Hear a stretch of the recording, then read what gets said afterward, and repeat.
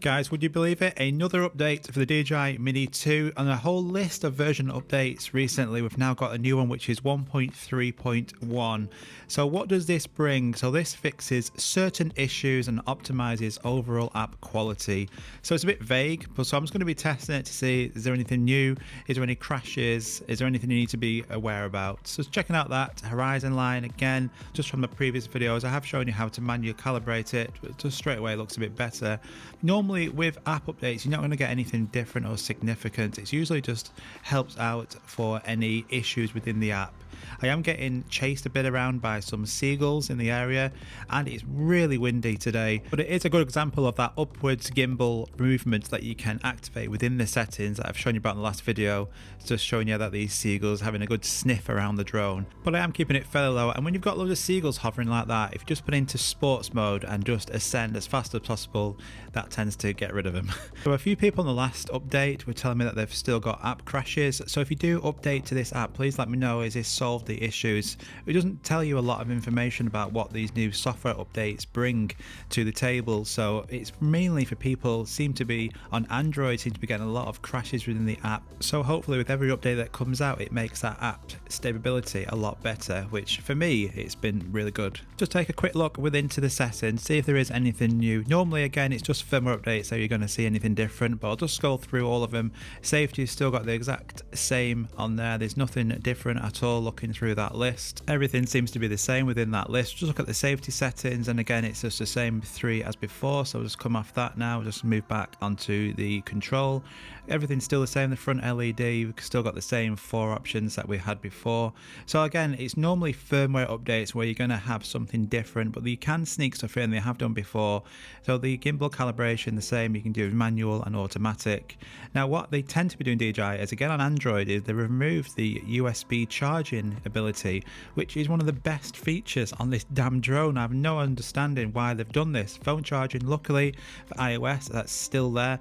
Please let me know in the comments if you've got an Android, go for this new update and let me know, has that come back? Is that facility now back for charging your phone if you're on Android? Because so many people have reached out and said that is just not there.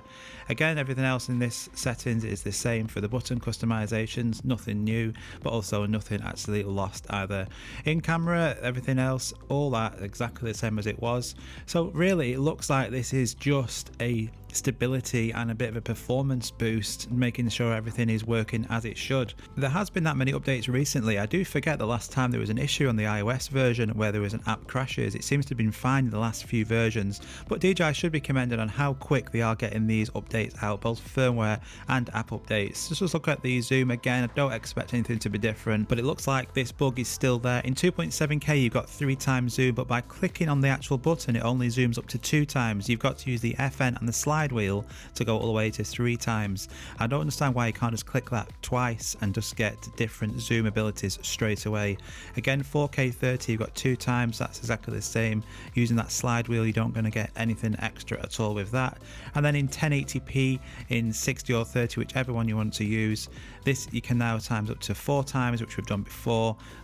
But also you can actually click on that and it goes away to 4 times and zooms to 4 times, so it's just not consistent. You should be able to actually click on that and it zooms all the way. Again, that should come in a firmware update to fix that, but again, nothing gained, nothing lost. Quick look through everything else, quick shots, still nothing's going to be different there. That'd be great if we did get maybe another quick shot in the future. And pano, photos, everything else exactly the same there as you would expect.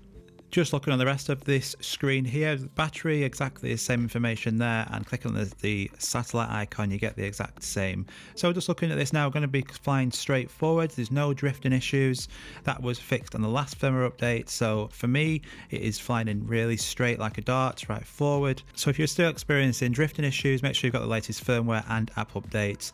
And that zooming in straight into here now looks really nice in that 2.7K, and then we'll just zoom out, and again hopefully should be no drifting even in these really strong winds today.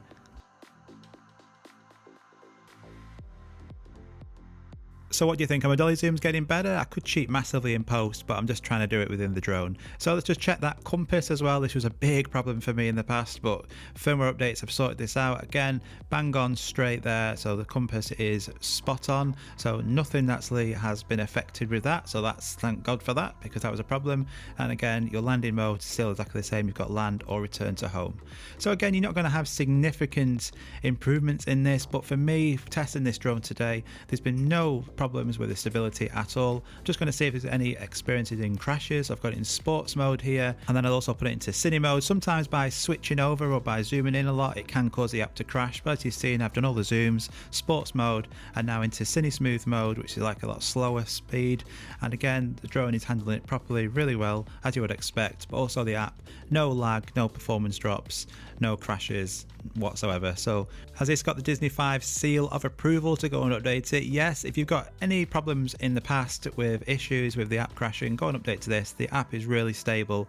That horizon line is still bugging me like all the time, but I am in really strong winds today, and you can just quickly go onto the manual calibrations if you're not happy with how it looks, just by, again, I've shown you a video on this, just by clicking on auto or manual when you're in the air, and you can just click on that horizontal or your buttons just to get it how you want. Because it was off in the last firmware update, I'm just aware of it all the time and it's driving me crazy, but just by keeping manual calibrations, you can just make sure it's fine, and then once you've done that, you're good to go for the rest of that flight. So there you go, guys. So a quick video there for you. 1.3.1, decent update, no problems with it to report, so go and update it and let me know what you think. But this drone in these winds, look at the abuse it was getting. Let's land it, and I'll see you soon, guys. Bye bye.